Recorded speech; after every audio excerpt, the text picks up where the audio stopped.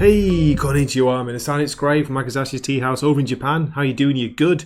Are you Genki? Okay, I have a review of the Amazing Spider-Man issue 14, released today, Wednesday, October 15th, 2025. This is $4.99. It's Legacy issue 978. Yes, we are getting closer to that big 1000.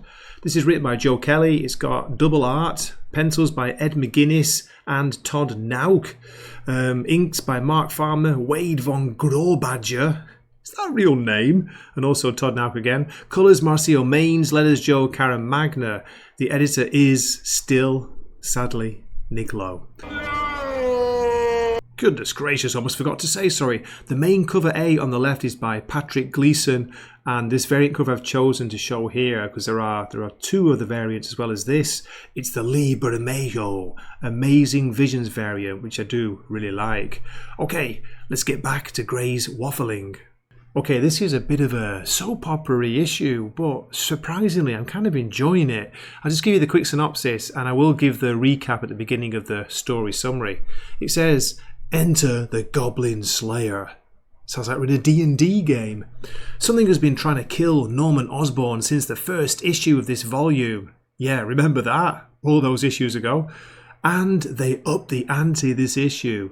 What can Spider-Man do to stop the Goblin Slayer? With all that Norman has done and could do, should Spidey stop it? That's all it says. I do like the art. This is a mix. I say the two artists, Ed McGuinness and Todd Nauck, is the main artist in it. There are some pretty cool scenes. There's a great double-page spread part-way through.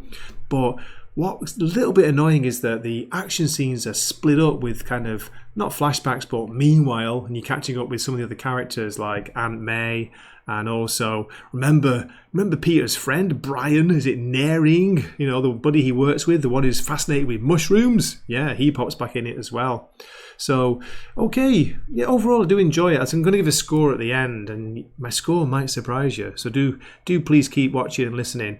Let's get on with a story summary and a look inside the book. Now, just to warn you, there will be spoilers for the end of the issue. It's not really a massive cliffhanger, but I do go to the end this time, this review. So if you want to, please keep watching. Here we go. Okay, let's start with a recap. When Spider-Man was defeated in combat by Hellgate, the final punch launched him deep into space, leaving New York without Peter Parker and his web-slinging alter ego.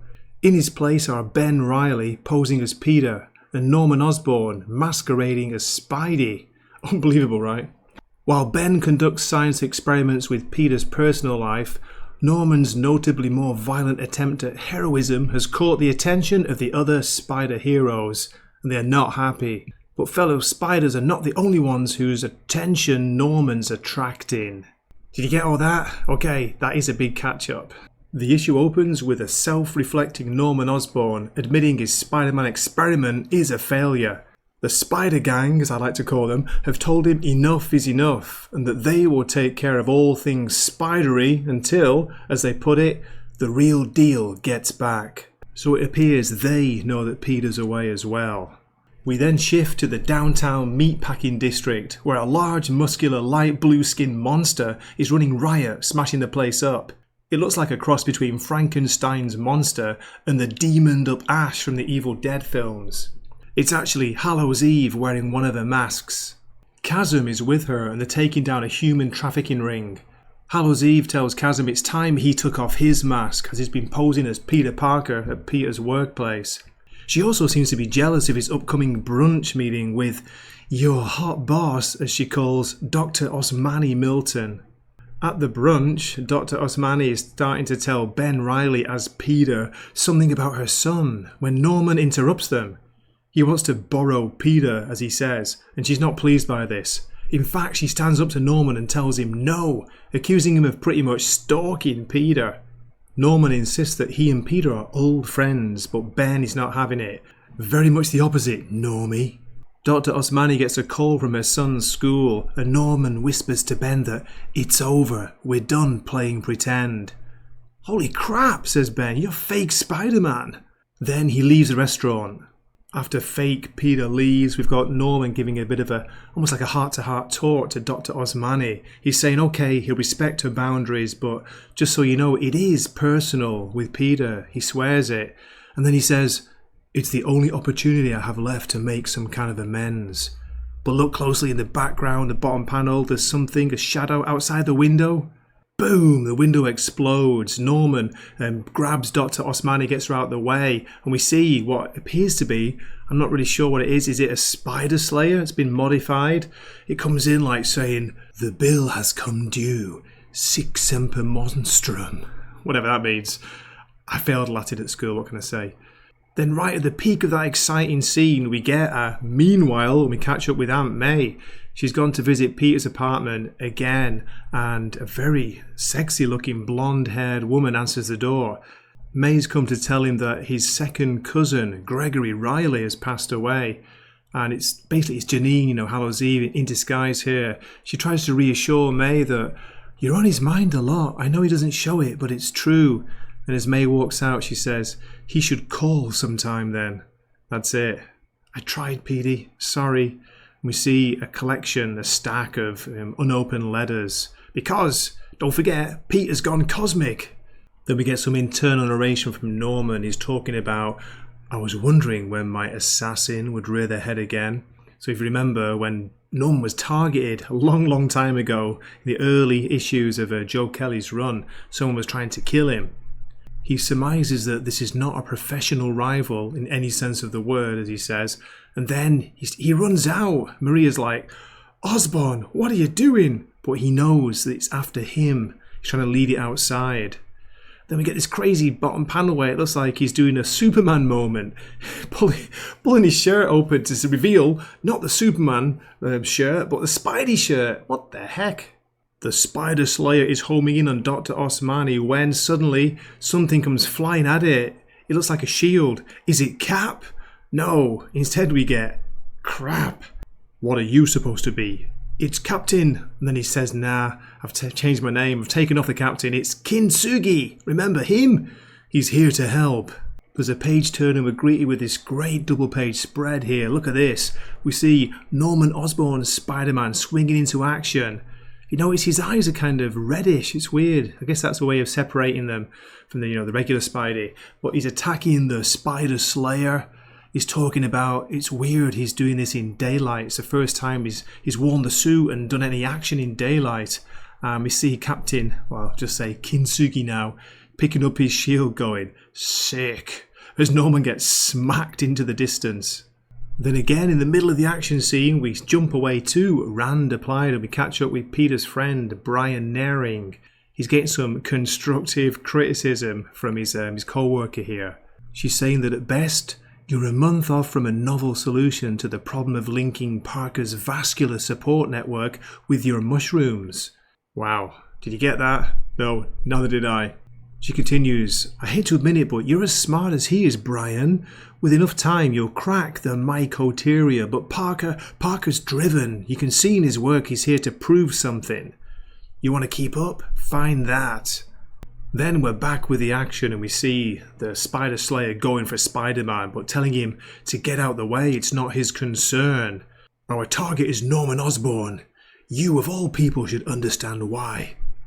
And again, we get some more internal narration from Norman as Spider-Man.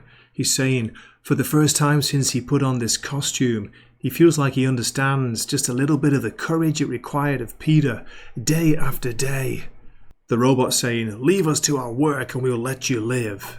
Kintsugi tosses his shield to Spider-Man, and then Norman Spider-Man throws it at the Slayer. It smacks and lands right in the middle of its head. Get the cameras back up! Someone fix this! Now, I'm not really clear what exactly happens here. I think he swings and he kicks the shield and it basically breaks the Spider Slayer into two. Look at that. Pretty cool art yet again. Then we have Norman Spider-Man saying thank you and giving the shield back to Kintsugi. Why are you doing this? It's dangerous. You're just a child with an expensive shield. And he replies, well, I know martial arts and, some other cool stuff. I don't know. I'm still not sure about this character. What do you think? Does he feel a bit forced to be in here? Then we're back with the would-be assassin. You see here, these weird hooded, cloaked figures are saying, why did you engage Spider-Man Electo? This is your fault. That machine was our final option. We don't have the funds to keep going. But in the background, a voice says, you people see a failure. I see the first iteration of a device that will absolutely make Osborn suffer. Can you guess who it is? No big surprises here with the reveal. It's the Hobgoblin, Kingsley. He's saying, your experiment is a success, my friends. You just need a little more expertise and a little style. And that's where the issue ends. Okay, I hope you enjoyed my story summary and I looked through the book. Yeah, for a score, it's hard to give it because you know what? This is weird. I'm actually quite enjoying this. Almost like the soap opera side of the Spider-Man universe. And Joe Kelly, he's writing his characters pretty well, in my opinion. I know, probably shocking to some of you, right? There's not enough Spidey in this, but it's weird, but I'm getting used to Norman as Spider-Man and Ben Reilly posing as Peter. So yeah, I'm into it. Not sure about Kintsugi, Jesus, can't remember his name. Captain Kintsugi with no more captain. Not quite sure about him, but yeah, I'm going to be going positive with this. I'm a 7.5 out of 10. Okay, we have two variant covers here. The one on the left with the Spider-Man swinging through the sky is a Corey Smith variant. The one on the right is a rather strange Muppets Joshua Cassara Muppets variant. It's pretty awesome, actually. It's cool. I'm not sure why. God, what are they called? The two characters, Statler and it's got it on here. Yeah, I've just seen it on the cover. Sorry, Statler and Waldorf. Why is one green? Is it meant to be the Green Goblin? No, it's a Hulk, isn't it? Against the Thing. I don't know what's going on. Okay.